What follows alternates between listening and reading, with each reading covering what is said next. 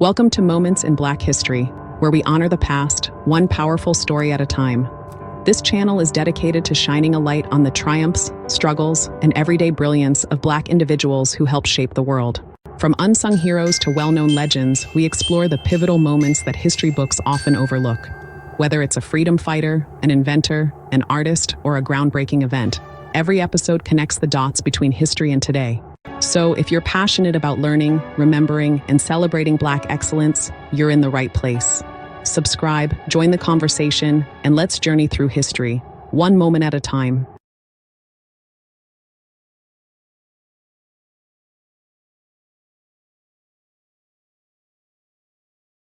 James Hemmings, brother of Sally Hemmings, was born into servitude in 1765. Enslaved by Thomas Jefferson, he was a skilled chef. Hemmings's culinary talents impacted American cuisine.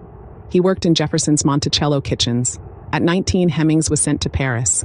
He trained under renowned French chefs. Paris in the late 18th century was a culinary center. Hemmings immersed in haute cuisine, training with Combeau. He mastered French cooking intricacies. Hemmings learned sauces, pastries, and elaborate dishes. He embraced French culinary philosophy and fresh ingredients. In 1789, Hemmings returned to America.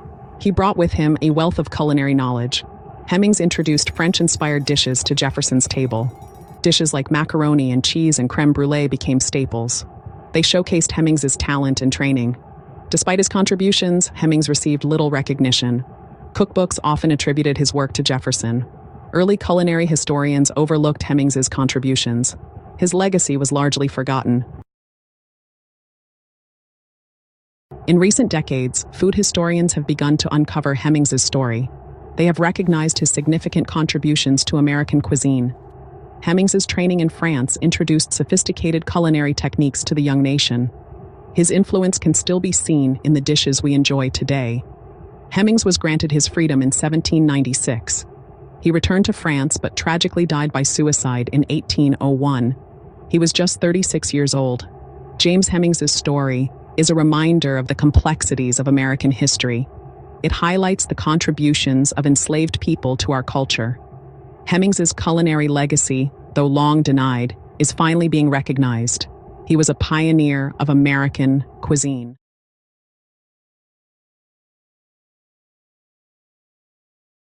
Hercules Posey, on 1754-1812.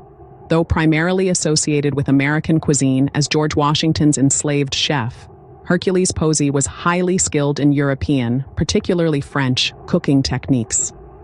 He managed the kitchen at the presidential residence and was known for preparing elaborate meals influenced by French cuisine. Hercules Posey, George Washington's enslaved chef, didn't formally study French cuisine in Europe, like James Hemmings, but he mastered French cooking techniques through hands-on experience. He worked in the kitchens of Mount Vernon and later at the presidential residences in New York and Philadelphia, where French culinary influences were strong. In 1797, Posey escaped while still enslaved, possibly fearing the restrictions that would come with freedom at Mount Vernon, and he was never caught. Posey's escape became a part of the ongoing tensions around slavery and the rights of enslaved people during Washington's later years in office.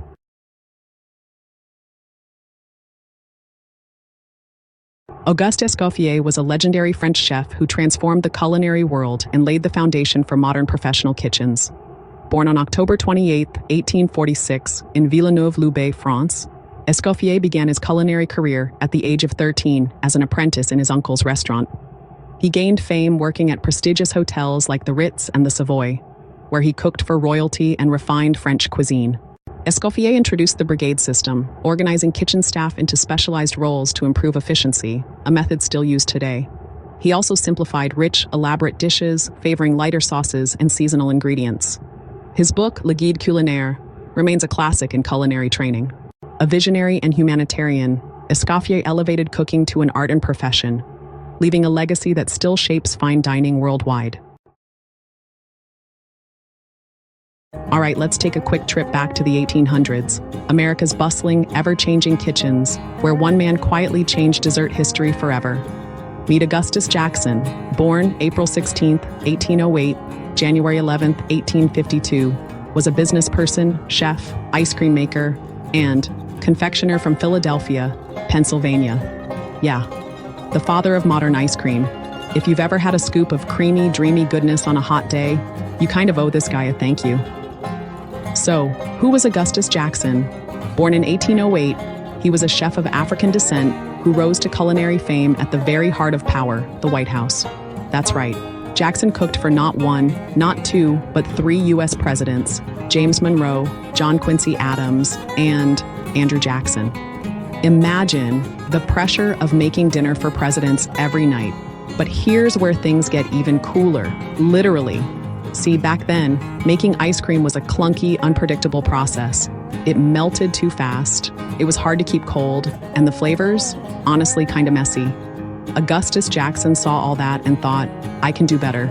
Jackson's big breakthrough? Salt. I know, it sounds simple, but adding salt to the ice mixture actually drops the temperature needed to freeze the cream. That little tweak changed everything. Suddenly, ice cream could be stored longer, transported further, and, most importantly, enjoyed by more people, not just the super wealthy. The flavors?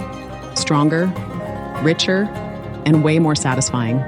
If you've ever enjoyed a pint that didn't turn into soup in 5 minutes, you've got Jackson's genius to thank. But Jackson didn't stop at invention. In the 1830s, he left the White House and moved back to Philadelphia, a city buzzing with opportunity. There, he launched his own catering and confectionery business. This wasn't just a side hustle, it was a full-blown, booming operation. Jackson's ice cream recipes became so popular that other ice cream makers started copying his methods, and he supplied ice cream to parlors all over the city. What's wild is, back then, there were no patents to protect food inventions. So, while Jackson didn't become a household name, his innovations quietly shaped an entire industry. Today, chefs and ice cream shops, like Molly Moon's Homemade Ice Cream, recognize him as a foundational figure. His story is a reminder that Black culinary pioneers have always been at the heart of America's favorite foods, even if history didn't always give them the credit they deserved. So the next time you're savoring a scoop, take a second to think of Augustus Jackson, the chef, the innovator, the entrepreneur who brought ice cream from stuffy ballrooms to your backyard barbecue.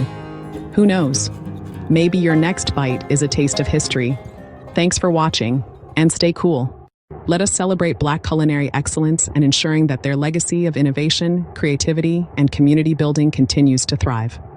Don't forget to hit that subscribe button for more insights on moments in Black history. I'll see you in the next video.